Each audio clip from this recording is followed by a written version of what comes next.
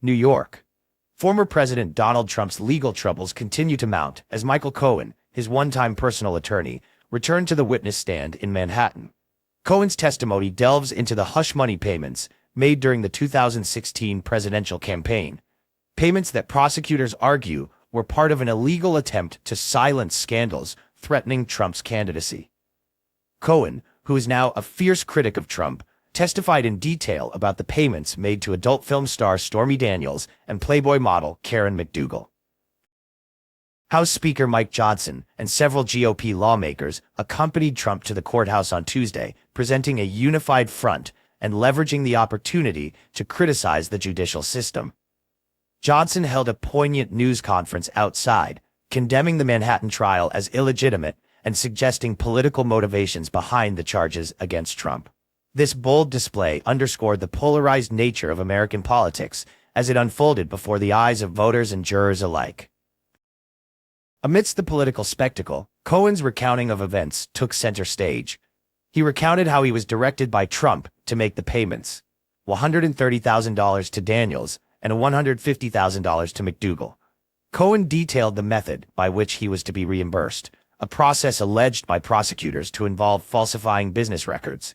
These records, they argue, falsely describe the payments as legal expenses, forming the basis of 34 felony counts against Trump.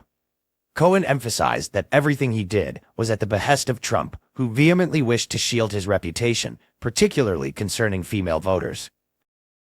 Despite the gravitas of Cohen's testimony, his credibility remains a point of contention. Cohen has a history of lying under oath, which Trump's defense team aims to exploit. Indeed, Fox News legal analyst Greg Jarrett highlighted the liar's paradox in his analysis, questioning whether the jury can rely on Cohen's testimony given his past of deceit. Cohen's past was laid bare in the courtroom as he admitted to lying to Congress, federal investigators, and even recording Trump without his permission, a move that ultimately led to his disbarment. Cohen also described a critical meeting at Trump Tower in January 2017, just days before Trump took office. According to Cohen, this meeting involved Trump and former Trump Organization CFO Allen Weisselberg and largely centered on how Cohen would be reimbursed for the hush money payments. This piece of testimony is particularly vital as it directly implicates Trump in the reimbursement scheme. However, with only Cohen present to testify about this meeting, the prosecution's case rests heavily on the jury's willingness to believe him. As Cohen detailed the 2018 raid on his apartment, law firm, hotel room, and bank's safe deposit box, he painted a vivid picture of his own fear and turmoil. He quoted Trump as assuring him that everything would be fine and urging him to stay loyal, underscoring the deep, if now shattered bond they once shared. Questions loom about the reliability of Cohen's statements and whether they will sway the jury.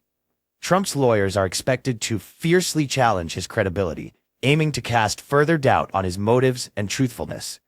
Meanwhile, Trump, who pleaded not guilty and denies the allegations of any affair, occasionally appeared disinterested during Cohen's testimony, reclining back and interacting minimally with his legal team. The trial continues under intense public and media scrutiny, a dramatic saga that highlights the blurred lines between legal battles and political warfare. As the narrative unfolds, with Cohen's testimony as its linchpin, the stakes are high for all involved. A theater of legal machinations and personal vendettas playing out in a Manhattan courtroom.